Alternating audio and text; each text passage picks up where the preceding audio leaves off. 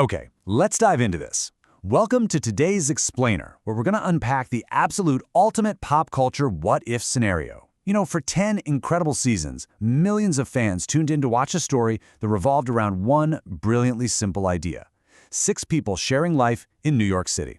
We saw them navigate literally everything together, building a cozy little world that honestly felt almost frozen in time. But what if the biggest, most impactful change in the series wasn't a dramatic romantic reconciliation or a huge wedding or some flashy new job? What if it was actually something fundamentally much simpler? Think about it. What if none of them ever left New York? I really want you to imagine this alternate reality with me for a second. In this timeline, absolutely nobody moves. There are no sudden moves across the country, no incredible career opportunities pulling anyone away, no brand new chapters opening up in totally different cities. Just picture it. All 6 friends, right there. Nobody outgrows their familiar daily routines. They simply grow older together in the exact same place where the whole thing began. Now, at first glance, this sounds like a total dream, right? On the surface, it seems like everyone wins. The core group physically stays together. Those everyday hilarious coffee shop conversations just continue unabated. The legendary Thanksgiving dinners never have to stop. And perhaps most symbolically of all, that famous purple apartment door never actually closes for good. Monica and Chandler would just raise their twins surrounded by the exact same friends who helped shape their 20s. It sounds like this perfect, pristine, unchanging utopia. But, and this is a massive realization we have to make here, we really need to look a little deeper, because sometimes staying exactly where you are can change everything. We have to sharply pivot our perspective. You see, the reason this series ended when it did wasn't just some arbitrary network decision. It ended because these characters had reached a totally unavoidable crossroads. Their lives were beginning to demand major, adult choices that sheer physical proximity and friendship alone just couldn't magically solve anymore. Section 1. The cost of staying put. And this brilliantly illustrates the first major consequence. Let's look at the characters who most clearly craved that traditional family life. For Monica and Chandler, that iconic apartment in their 20s was this beautiful, sprawling symbol of freedom. But fast forward a bit, and that exact same apartment in their 40s actually becomes a symbol of strict limitation. Sure, staying in that New York apartment forever would provide massive convenience, but at what cost, right? They'd literally be sacrificing essential growth. Their move out to the suburbs wasn't just about finding a bigger house with a yard, it completely symbolized them stepping fully into adulthood and embracing a brand new stage of life. Section 2. Ambition versus stagnation. So it's clearly not just about domestic life, we also have to talk about career trajectories. And to explore this, we have to start with what is arguably one of the most incredible character arcs in the entire narrative. Just trace Rachel's evolution for a second. She starts off completely financially dependent on her father, literally cutting up her credit cards. Then she grinds her way up to becoming a highly accomplished fashion professional, and finally she gets the Paris opportunity. This wasn't just some random job offer pulled out of thin air. As the source material highlights, this was the absolute culmination of years of hard work. Even though she ultimately made a personal choice to stay, the opportunity itself proved exactly how much she had evolved as a person. So we really have to ask ourselves, would Rachel truly feel fulfilled without ever exploring more? If she tethered herself to the city just to keep the group intact, without ever seeing what else was out there for her, it's highly likely she would eventually look back with some resentment. She'd probably always wonder what might have happened had she taken that bigger risk.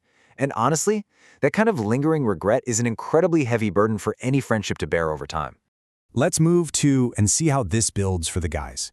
Consider the comfort of staying versus the very real cost of stagnation. Take Ross, for example. Remaining in the exact same environment provides him with a very familiar stability.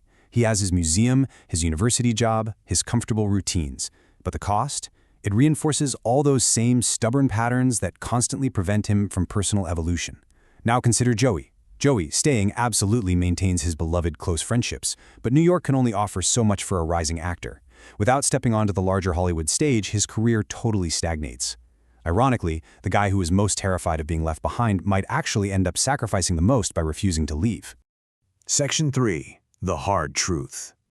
Now, what's really interesting about this slide is how it perfectly applies to Phoebe. Phoebe is fascinating here because, unlike all the others, she always seemed totally comfortable living outside conventional expectations. She was the one character who embraced change more naturally than anyone else. Which brings us to a specific, kind of uncomfortable realization. Sometimes people hold on to familiar places because they're afraid of what comes next. If the group never left New York, Phoebe would probably adapt just fine, but she would likely be the very first person to recognize this hard truth. They wouldn't necessarily be staying together because it was the healthiest thing for their lives. They might just be holding on tight out of a deep-seated fear of the unknown. Section 4. The illusion of proximity.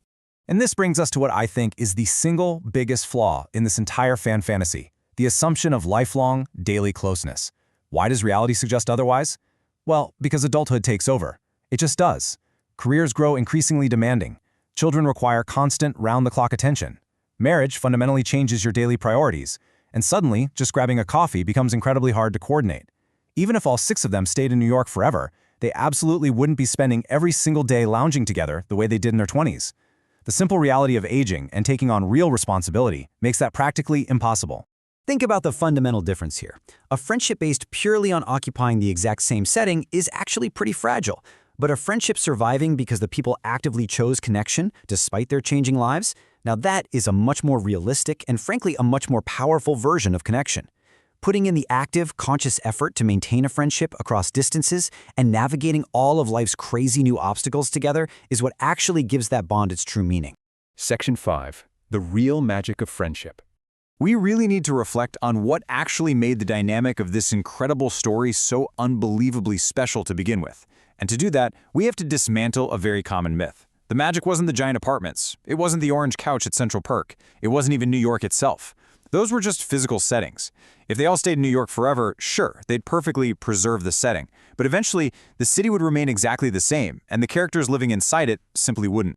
So the crucial point is this. The true magic was the commitment they had to one another through constant change. The emotional core of this whole analysis is that facing heavy adult challenges, like navigating ambition, building a family, taking on serious responsibilities, and wrestling with the passage of time, is what truly defines their bond.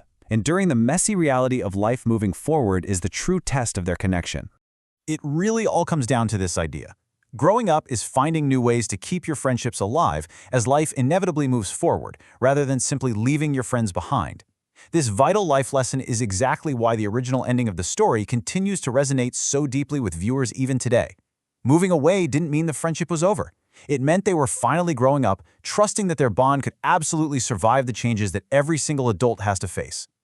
So, as we wrap up, I want to leave you with this lingering, provocative thought. Would they have actually been happier staying? Or was moving on exactly what they needed all along? You know, sometimes the most interesting question isn't what happened, but what could have happened instead. Thank you so much for joining me on this explainer. I really hope these slides helped you view this classic story in a completely new light. Keep asking those big questions, and I'll catch you next time.